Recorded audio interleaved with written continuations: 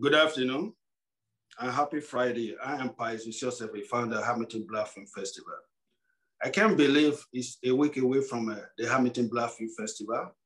Today is May 21. You know, our festival runs from May 28th to the 30th, 2021.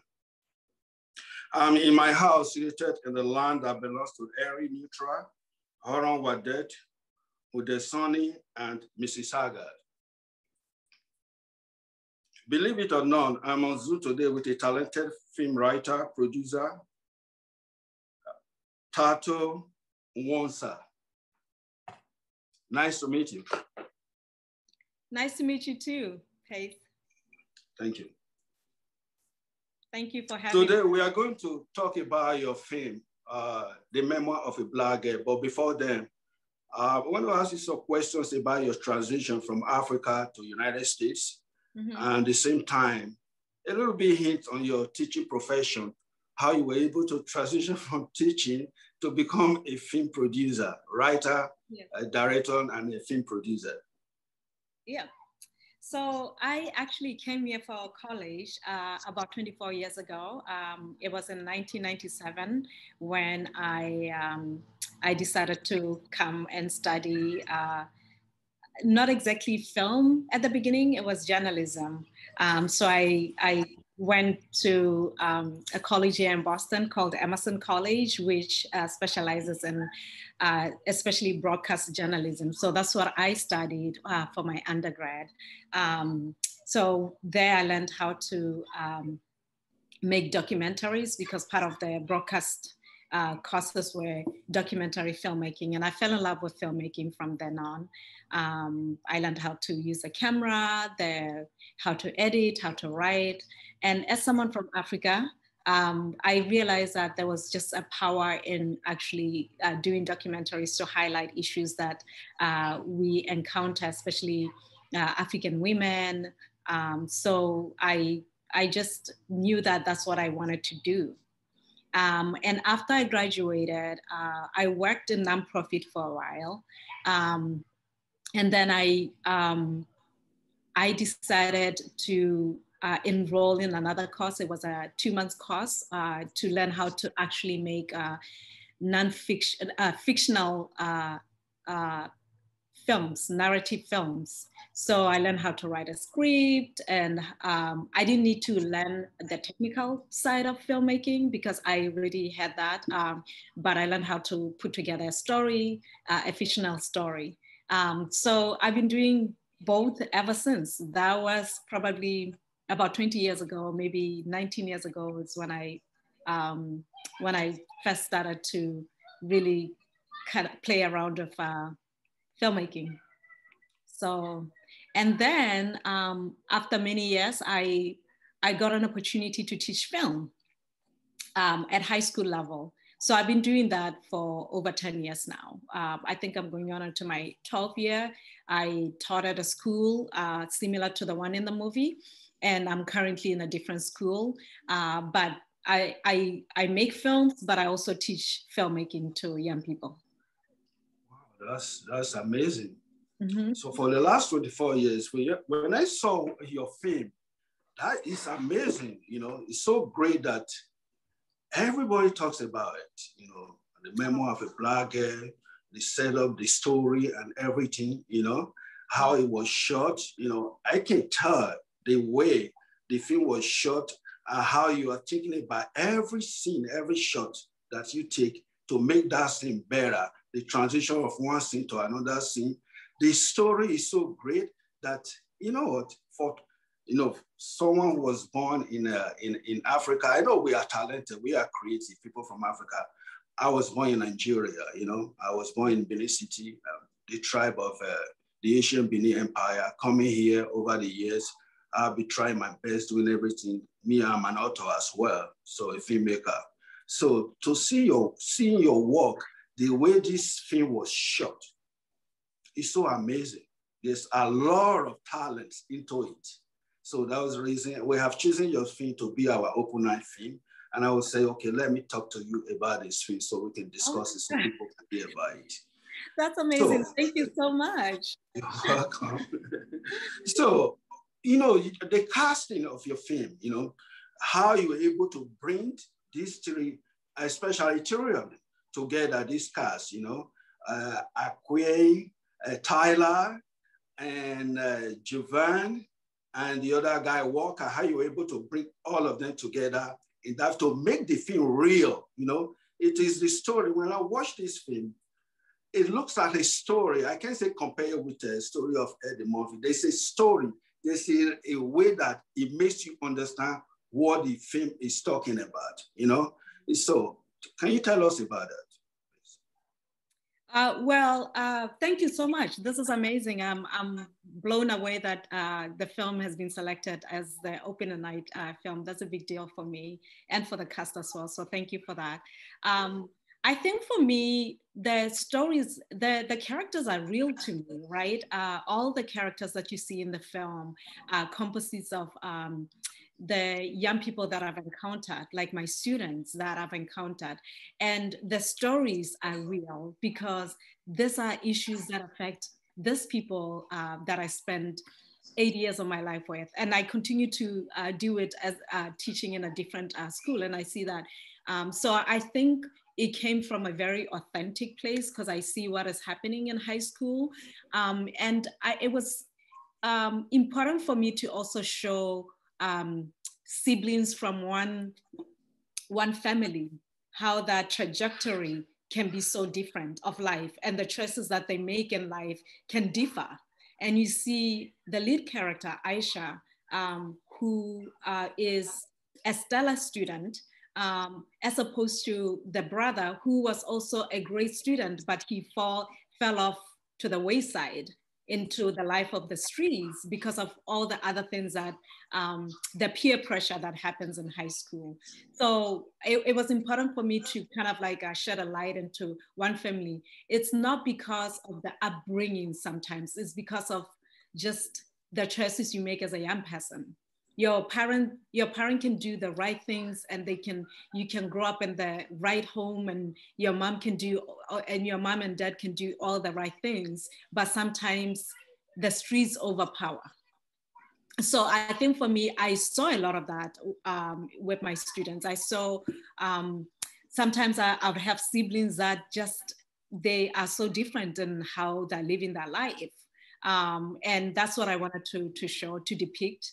And then I also wanted to tell the story of Marissa, like the choice to drop out and the pressure to help family members, because there's a lot of students who make those choices, who drop out of school to just make more money because that's important to them. And the story of Marcus, him coming out, the parents being religious, and how he's treated at school. So I wanted to kind of bring that to the forefront and say, this is some of the things that I see that are going on in high school. And this were real to me. And I'm glad that you felt the authenticity of the piece watching it. So my students inspired me. They really did inspire. I wanted to celebrate them and to honor them and to at least share that story with the world and say, yes, it's an inner city. It's an inner city school.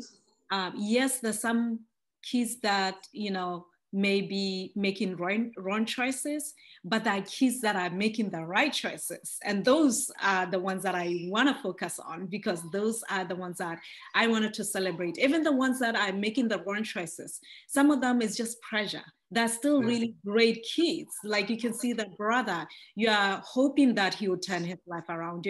You hope that, because I asked a couple of people when we're testing the audience before we released the film, I asked some people, I was like, do you care about Kevon, the brother? Do you care about him, even though he's out there selling drugs? Yes. And a lot of people still were rooting for him, and I said, that's what I want, because I care about my students who are out there selling drugs, because we are still trying to work on making them understand the consequences of their actions, and we care enough to continue to support them and try to steer them into the right direction, right? So there's really no real bad character. Even the guys who are in the gangs, all of them are just driven into this life because of other factors. And some of it could be hardship. Some of them, just like Marissa, maybe they chose to sell drugs to help their family too, to make a living, which is in most cases that's the case, right? So that's what I wanted to show. I wanted to humanize that aspect of especially with Kivon, that aspect of gang, street gang lifestyle. That's right, yeah. And a lot of these kids are 14, 15, 16. Some of my students were 14, 15 when I found out that they were part of that, lifestyle. So, I'm sorry. No problem. I'm gonna turn this off actually. So after that, let's talk about the mother, Aisha's mom, because she was put in a situation where, her mother panics, Mama Africa, they are strong. They want to guide their kids. They want to make sure that they do the right thing all the time. Yeah. But, she was in a situation where every time I can see that the way she was and her feelings about the son, like the daughter, what they are doing. She's a little bit inquisitive out of fear, or maybe because of the environment, what is going on in the environment. Can you tell us about that? Why she was placed in that kind of situation? Yeah, I think first of all, their husband had died, and she's a single mom raising teenagers in an area that also has its own problems, right? There's like street gangs around in that area. So I think and then, she was a nurse. She has a good job, a beautiful house, home, and she has provided for her kids, but she still could not reach her son. And I think the message is really, sometimes mothers can do so much, but sometimes boys need a father figure. And the fact that the dad wasn't there for Kivon in his formative years left such a gaping hole in his life that he was led to different directions. And that she had this depression. It was very subtle. In the movie, I show that very subtle, where that she struggled with not mental illness. She had depression because she would take her pills, and sometimes she won't take her pills because all of the stress has led her to just, sometimes she couldn't take it because she's constantly worrying about her son. And in the process of obsessing over one child, you neglect the other because you think the other is doing okay, but she's not doing okay, And that was what I was trying to do, where it's like sometimes, even as teachers, we sometimes focus on this one student who commands our attention because they either they get in trouble a lot. So our focus is like, okay, let me make sure that the student is okay, paying attention. But then the quiet ones, you think, okay, they're doing that work. Sometimes we don't know what's happening with them because we think they are okay because they're silent and because they're doing the right things and they're quiet. But there's other things that could be happening with them. And that's what I was trying to do too, like with her, where Kivon's lifestyle really sent her into depression. And she had done all she could, talk to him constantly. You see the beginning of the movie, she's like shouting at him, and that was a constant. And then he disappeared. Now she's like, yes, I asked him to leave, but like as a parent, sometimes you put your foot down, but then you realize that they disappear. And now she's like worried because now he's out on the street. There is all this violence that is happening outside that she's worried about. And I think that was really she struggled with raising him and trying to make him make better choices. And then she realized towards the end that she was also not paying attention to Aisha, to the daughter. That's true. Yeah. Okay. What's your takeaway? Like the BIPOC community, they love your film. So what do you want the young generation filmmakers, especially the girls looking up to you, what do you want to take away from here? You know, like your journey from Africa, it's nothing, you know, went through making a film, you have to go through a lot of obstacles, you know, whether financially or whatever. But sometimes the zeal, that creativity, which the end of that creativity makes you want to do more. So what is the message to the young generation in the BIPOC community so that they can have that strength whenever they want to do something so they can go for it? Yeah, that's a good question. This film was hard to make. I tried to also, the message will be the message I told myself. And what I told myself at some point when I was getting no's and no's and no's in terms of funding and grants and all of that, I told myself that you're the only one who can stop your dream. Don't wait for permission to make your film a reality. You figure it out and make it happen. So what I did was, I was like, okay, so I have a little bit of savings and my husband also helped. I will start the production of this film and I'll try to make it as affordable as possible for myself because no one is going to fund my dream. And if I'm asking, knocking on doors and say, hey, fund my dream. I have this dream to make this project, fund it. And people are like, I don't have the money, or I'll give this money to somebody else who I trust, because I mean, as BIPOC filmmakers, it's tough. Very, very tough. Money come to us. It goes somewhere else. The grants, what happens is that a lot of the grants that are available, you find that when you look at the people that got the grant, it's not people that look like you. No. And if anything, I always say we compete for one spot.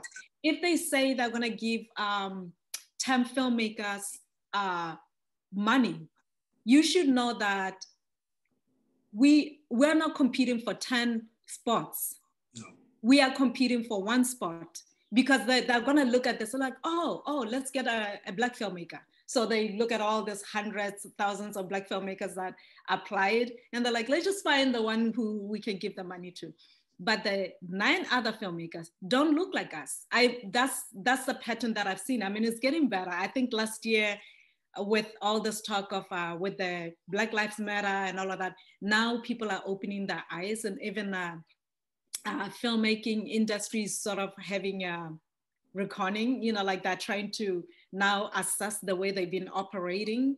But it's definitely a very hard industry if you're a person of color, if you're a BIPOC person. And that's how I learned too, because I was like, oh, am I gonna wait 10 years to make this film while everyone has been saying no to me for 5 years? Because I waited 5 years to make this film. And at some point I looked at my husband, I was like, I'm gonna have to fund my own dream. I'm gonna have to say yes to myself because everyone else is saying no. Let's just figure it out. And fortunately, I have a very supportive husband. And he's like, we'll do whatever we can to make it happen. And we put together whatever funding we could in many ways. Fortunately, I have a job, right? And my job, I can save. So what I did was I saved for a year. And the other thing about my job is I have the summers off as a teacher. So I knew that, okay, I'll save for a year, and next summer I'll start to do the film if I don't get any funding. But the funding that I got was from a mass cultural grant, which was I was a finalist, and it wasn't much. It was like $1,000. So I put that towards the film. It wasn't much, but it was like something. I was like, oh, I got one grant, I got something, a little something, which I was so grateful for. And I actually put that logo at the end because that to me was the only organization that said yes to me. And obviously that's not how much the film cost, but so in the end, we ended up putting together money and we borrowed some and we made it happen because I'm like, I cannot wait for anyone to give me permission anymore, because sometimes we sit and wait. But what I would say to BIPOC filmmakers is that filmmaking has become really affordable nowadays. You can make a film with your phone, cell phones, smartphones now can shoot at 4K.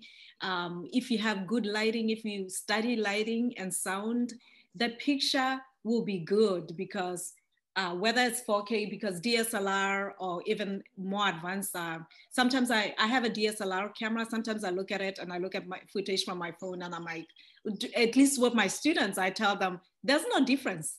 The only thing is understanding lighting. Lighting is what makes the picture beautiful. And you need to make sure you have good sound. You need to invest in mics. So that's what I'll say. I'll say, if you have a phone and you want to make a short film, try to at least invest in good lighting, which I've seen some lighting kits that are less than $100. I've seen some mics that are less than $100. I mean, they can go anywhere from 100 to 1,000, depending on, but if you have good sound, and then you have, sometimes you can go to universities where students can help that are, as we have Berkeley University here, which is a music school. So there's students who study music composition, and some of them, they study film, sound engineering. So you have your film done, you have your audio, you can work with like students who want opportunity to work on a film or a short film to clean it up with audio mixing. You know, there's great students who are, I would look at, if you don't have money, I would look at like seniors who are about to graduate, or students who just graduated and are just looking for an opportunity, because some of them are willing to do stuff for free. So you can make it happen. You just have to figure out what your budget is. If your budget is $500 or $400, you figure out with that budget, could you get people that are passionate, that are willing to be part of your dream, because your dream is our dream too. That's true. That's correct. Every person in a film, if the film is successful, they are successful. If it's a sound mixer, an audio guy, the boom operator, actors, you know, actors are always looking to be cast in films. And sometimes I've seen ads where the other day was like a guy was looking to crew up on an ad, one of the films ads that we get in this film website, and he said, "There's no budget, but I can feed you." Yes. Believe me, some people will look at that and chuckle and say, "I'm right. Going to be part of that. I need to get paid." But some people can say, "Oh, I want the opportunity," right? There will be people that will respond to that ad, and they were. I saw some people tagging and say, "Can I inbox you? Are you looking for this?" So you can essentially, I mean, some people say, "I made a film for free, zero budget." It's not true. No. You made a film for a negative, you know, like you didn't pay people, but you should find out how much every person is worth, because that's like negative, right? That's right. Which means if the film is successful, then maybe you can send them checks. Because if I were a director that does that, I would agree with my cast and crew that if the film makes it and we get any grants or whatever, if it makes money or it's picked up for distribution, you're getting your checks. Because there is many ways you can, especially if you are surrounded by filmmakers, if you're surrounded by creative people, all you have to do is call up your actor friends. That's right. Hey, can we make a film this weekend? Hey, do you have someone who can do the sound? Do you have someone who knows lighting? People will show up and make your dream happen. So with or without money, I know you can make a film. If students can make amazing films for nothing in my program, when they graduate, they can still continue to make amazing. Because my students, they've won awards. You know, their films have won. We got honorable mention for the White House Film Festival many years ago, when Trump did away with it, but it was a student film festival that Obama started. for high school students. We got honorable mention. It's a nationwide award, nationwide film festival. We got third place in C-SPAN. My students in another school. So they make quality films, but none of you just get like student actors, and all of the people that participate in those films are doing it for the passion because it's a student film. So sometimes if you don't have money and you really want to make a film, just make sure that don't stop and think that it's impossible. Put out an ad and ask for specific people. Some people will come with some DPs, cinematographers will come with their own equipment actually and say, hey, I've been looking for an opportunity to make a film. I would like to be part of your production. I have this. And then somebody can say, hey, I have this mics. I can jump in. So if the script is good, some people are willing to jump in. I was fortunate enough to get a crew that was excited about the script. And you need that, yes. Yeah, and we negotiated a good pay, and it was great because if they see the script and they see the potential for the film, a lot of people will be willing to be part of the production. That's good. The same thing here. You know, when I started the film festival, I didn't know how it's going to come up. And then a friend of mine, I went to some friends, they came together, they were very happy. They were so happy for me that I kind of, you know, they don't know what they did to me that very day, you know. Yeah. Like just lift my spirit up and say, this is going to be good. This is going to be great. Yeah. How about the logo? So we just started doing the logo. We talked to friends, and everyone comes up. That's how we started little by little, and every start growing before so that's it. We have a lot of people who wants to help in the industry, and those people, we don't have to neglect them because they are great human beings. Some of them, you don't see them again, but they just play their part, and the community too. The community is always behind us, especially the BIPOC communities. Yeah. But we still have a long way to go because we all have the same complaint when we make films, the BIPOC community. Yeah. I always say, film doesn't make itself. People make film, people produce film, and people watch film. So film doesn't watch itself. So when we celebrate film, we celebrate human being, not the film, because we made the films. Yeah. So these people need to be celebrated as well, like they come and go. Sometimes you don't see them. I'll see guys that work with me in my first film. I never see them again, but I still remember them, what they did, the role they played, Yeah. So those things always live with me, that human being, human being, they have feelings, Yeah. They are there to help you, to make you succeed, Yeah. But we need more of that. It's only just the financial aspect of it that it's very difficult for the BIPOC communities to have grants, to have people who chip in, like I'll be here calling on the corporate sponsors, If the BIPOC community is going to live for a very long time, making films or other arts, we are huge.